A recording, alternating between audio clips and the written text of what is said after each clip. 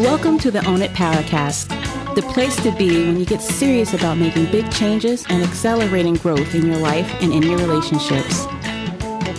Finally create the life you've always wanted, living life on your own terms.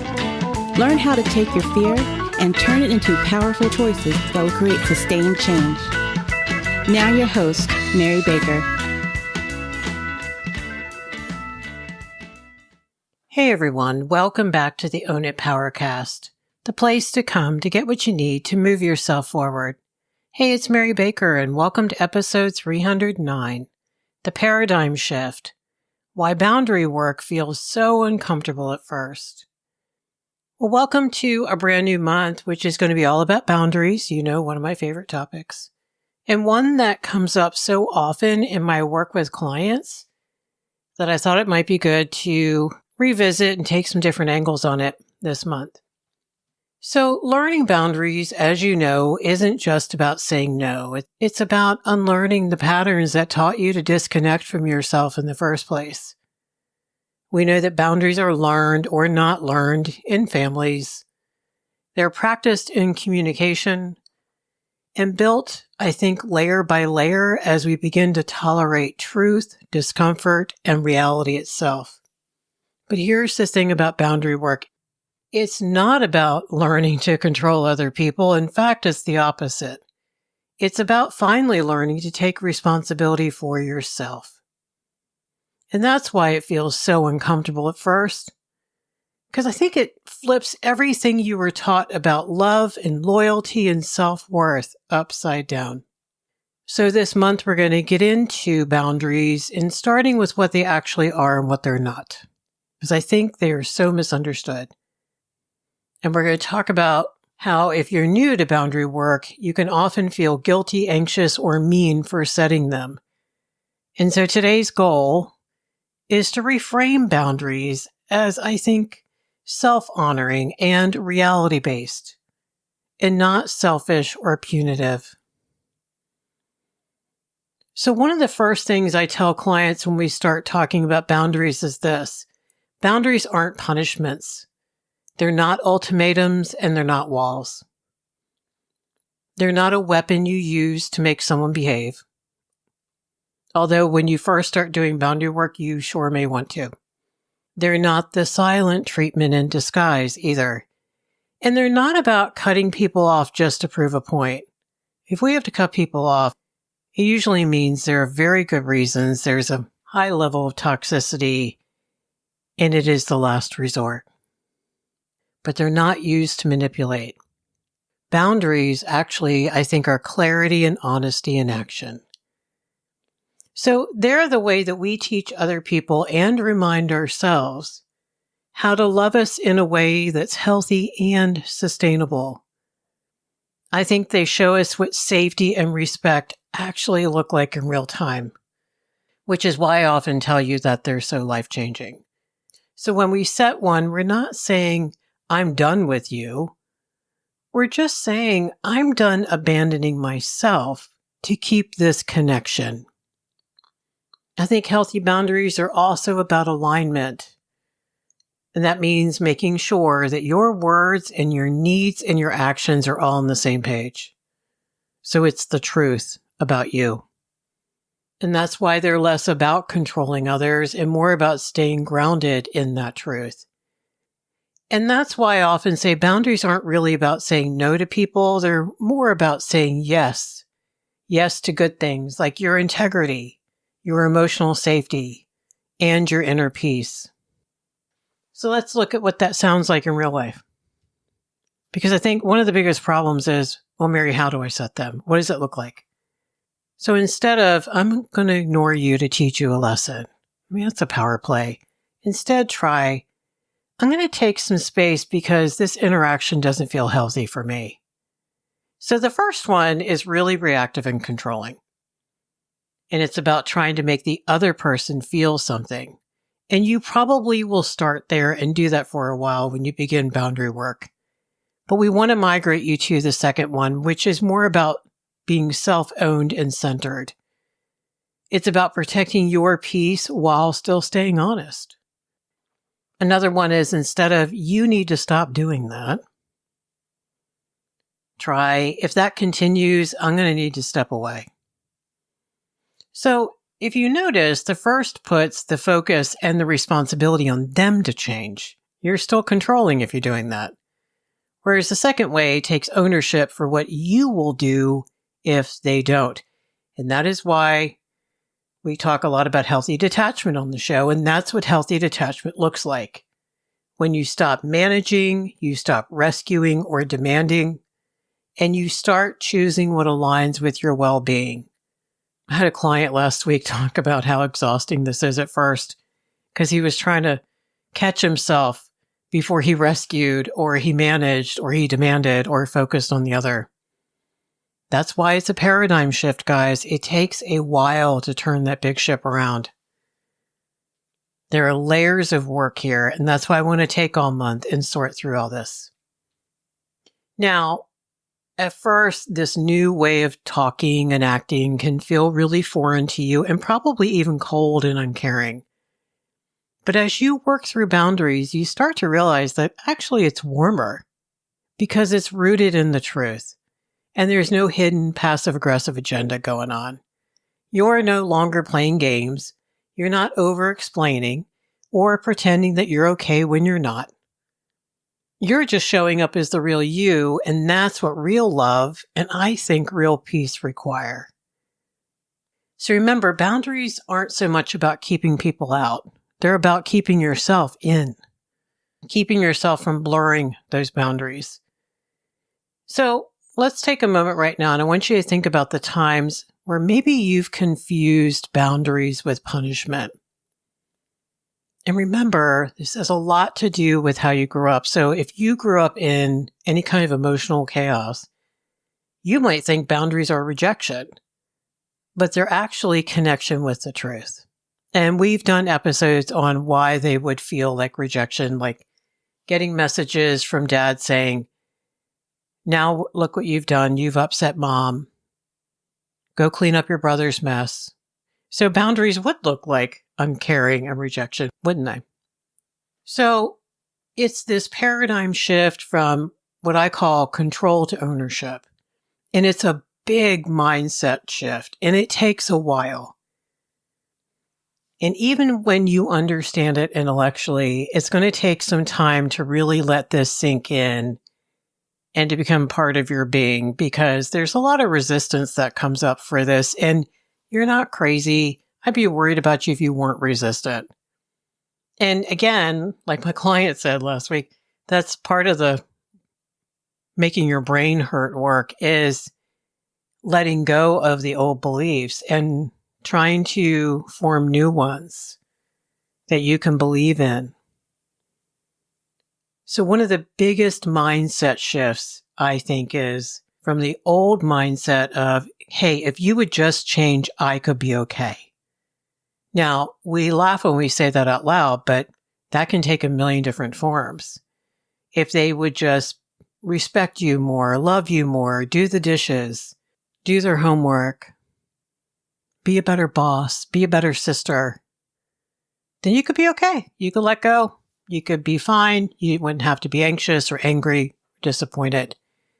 But the boundary mindset says, and this is why we often don't like it, is it says, even if you don't change, I can take care of myself. Because embedded in that statement is a whole lot of things. And that's the heart of it, moving from trying to control others and outcomes to owning yourself.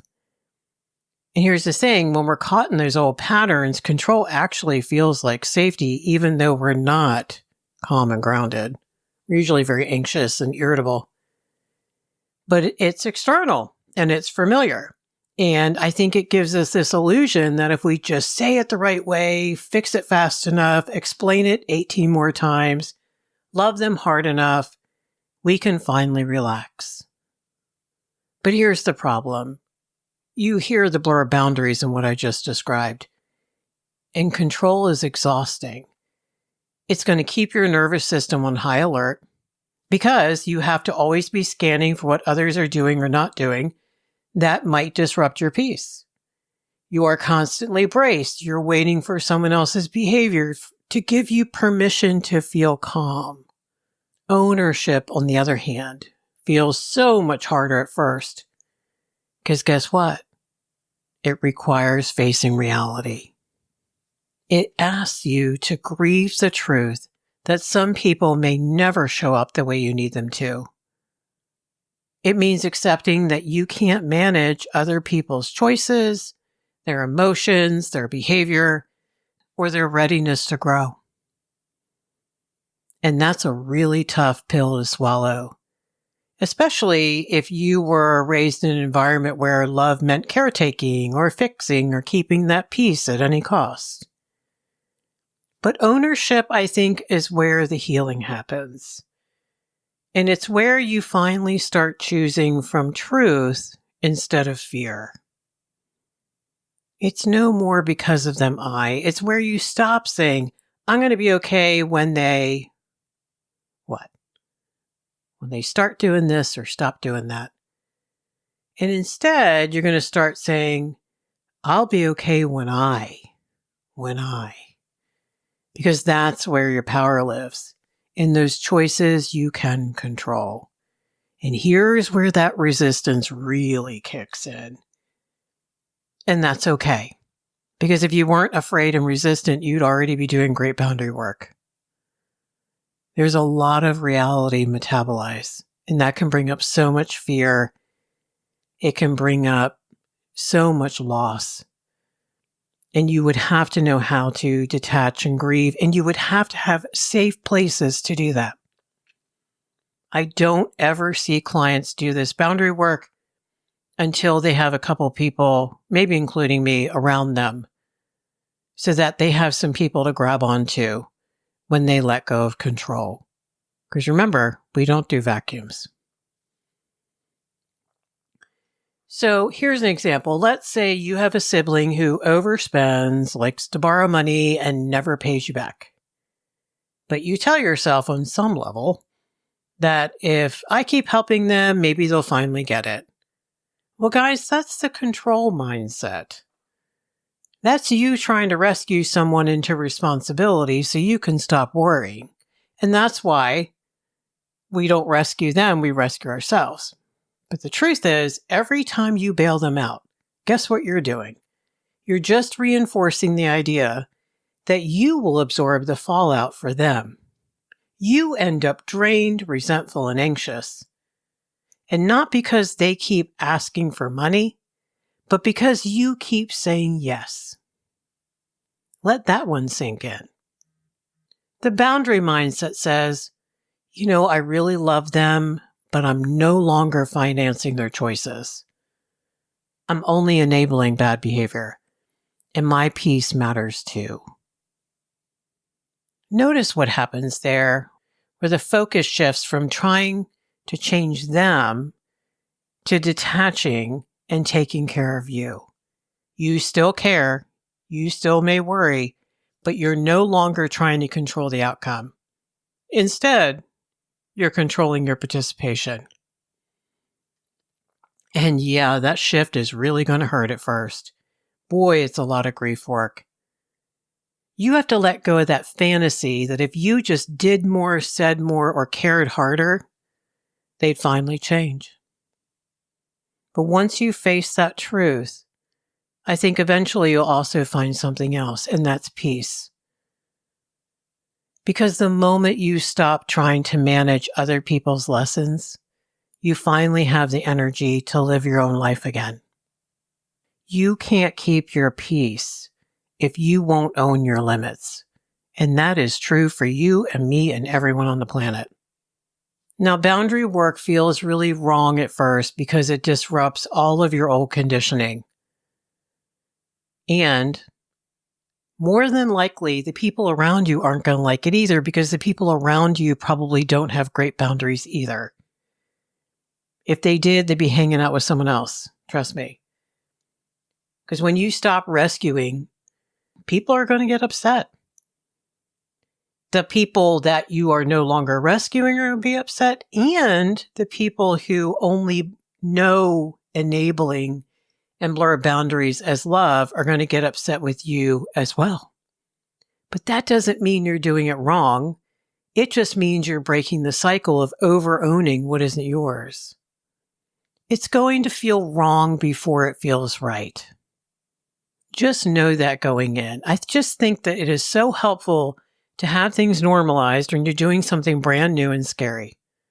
That way you know what's okay, that you're not crazy, and what to expect. No different than if you're sent home from the doctor or released from the hospital with discharge paperwork. Hopefully, it has things on there around the pain you should expect.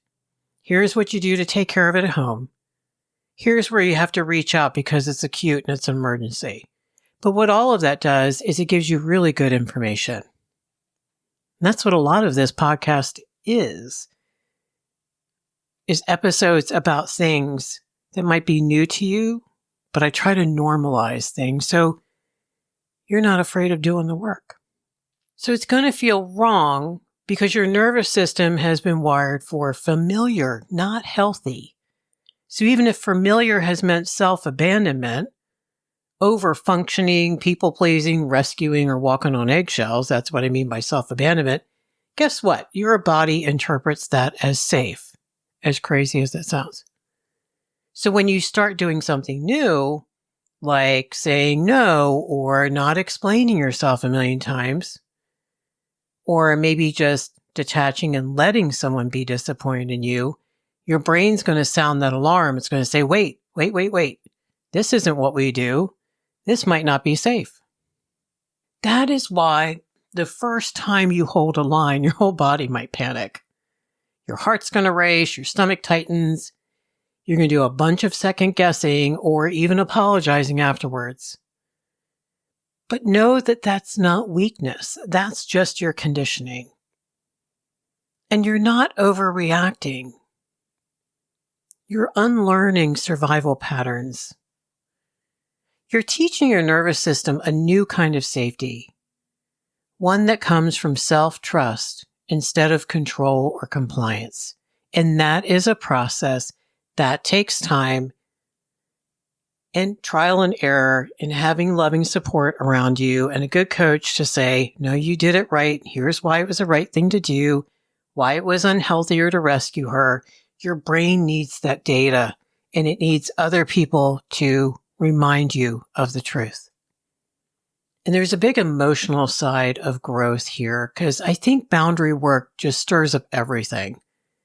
It stirs up fear, like fear of loss, fear of conflict, fear of that guilt or rejection.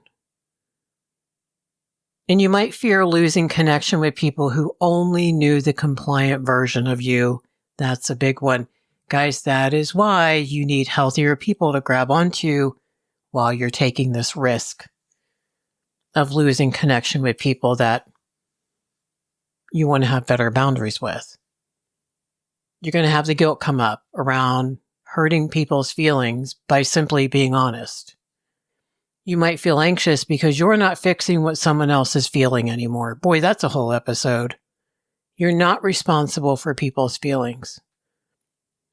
But I want you to know that these are all healing signs, not danger signs. What they mean is that you're finally stretching past your comfort zone into something truer. And like any muscle that's never been used, it's really going to ache at first. So if this work feels really unnatural, there's a really good reason. We've talked about this before. Many people did not grow up in families where boundaries were modeled or respected. Instead, we were often taught that love means compliance, that harmony matters more than honesty, that managing other people's moods keeps the peace.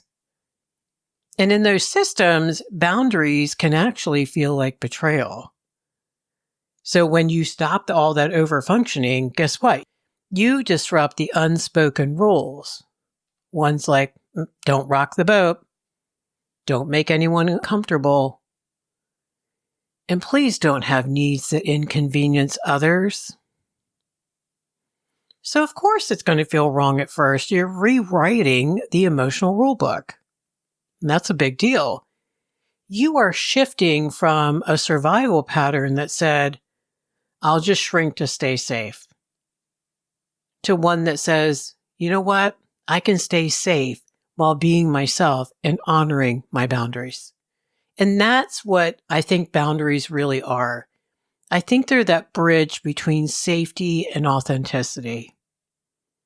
They're not the end of connection, or they don't have to be. I think they're beginning of a real connection with people who can handle that. So when all that discomfort hits, just keep reminding yourself, this isn't unhealthy. It's actually healthier because, and fill in those blanks. This isn't danger. It's only growth. I am not betraying anyone. I'm learning to stay loyal to myself, and I'm being honest with them. And I want you to know that it's going to get easier. Each time you hold a line, your body learns that nothing catastrophic happened. That guess what? You're still safe and still loved and still standing. And that's how new safety gets built. One boundary, one breath, one honest choice at a time. So next time you feel guilty for setting a boundary, I want you to ask yourself, am I really doing something wrong, or am I just doing something new? And that is why that topic of unearned versus earned guilt is a very popular one when I work with clients and with groups, because that's part of this process. Should I feel guilty? Did I do anything wrong, or did I just set a limit? And just walking through all of that out loud is really important many times, not just once. People need to debrief through this stuff over and over and over again. It's not just you. Again, you're trying to change beliefs, and that takes time. So we're going to talk this month about how boundaries change everything, I think. Because once you start honoring your limits, you're honoring a lot more than just your limits. Everything starts to shift. Your relationships are going to get a lot clearer. Now, you may have fewer of them, but boy, are they going to be healthier. You're going to build that self-trust. You're going to start trusting your own word again. And that is huge. That in and of itself is going to help lower your anxiety. And you stop chasing peace and you start creating it. So for example, someone who learns to stop explaining their no, well, they begin to feel the difference between exhaustion and calm, and between being needed, like what the other person needs you to be, which is usually compliant, between that and really being respected. Boundaries are what make emotional freedom possible, I think, because they're how you stop leaking out all your energy into what you can't control. And no one is perfect at this. All you have to do is just start catching yourself when you slide back into old patterns and practice making different choices. That's the work. It's messy. It's tiring. You're building muscles, and you can't do it alone. No one can do boundary work alone. Please don't try. You'll just cave and go back to your old behaviors. So boundaries are clarity and self-honoring. They're not punishment, is what we talked about. And the work really begins when we shift from trying to control others to really just taking ownership of self. And that there's a lot of discomfort that comes along from it, as it does every time we grow. But it's growth, not failure. A couple things I want you to think about doing this week is journal one place where you feel resentment or exhaustion. Because if you feel overwhelmed, like Mary, I don't even know where to begin, well, that's where you start. Where am I exhausted and resentful, or both? That is going to give you some magical clues as to where there might need to be some boundaries. And it doesn't mean you're going to go set boundaries right away. Please don't go in there and do that alone. I would prefer you get some coaching, some support around that. My coaching group, that's one of the things we talk about often. And it's really cool to watch them support each other around how to set boundaries in healthy ways. And if you want to check that out, just click on the link in the show notes for Find Your Voice. Or if you want some one-on-one, some private time, grab a power hour. We can talk about where you are with your boundary work and what might be best to help you. And so boundary work sounds empowering, and it is, but no one tells you how strange it feels at first. When you begin honoring your limits, guess what? Your nervous system doesn't throw a party, it's going to throw a fit. So today we unpacked why your body equates familiar with safe, even when that old familiar has meant people-pleasing and overgiving and exhausting yourself and pretending you're fine. We talked about discomfort doesn't mean you're doing something wrong. Boundary work is very awkward at first. It means you're finally doing something right and different. And then finally, we talked about how there's lovely family patterns that make boundaries feel like betrayal are pretty common, and how learning to stay with that unease is how we begin to rewire safety from the inside out. And there's so much new research on this. It's a big deal. Thank you so much for hanging out with me today. Wherever you are on that boundary work continuum, I hope this was helpful. Please pass it along to someone you think could benefit. And reach out if you need support. If you're ready to do the boundary work, you're ready to change your life. And that means it's time. Okay, so pay it forward, keep focusing on you, and I'll see you next time.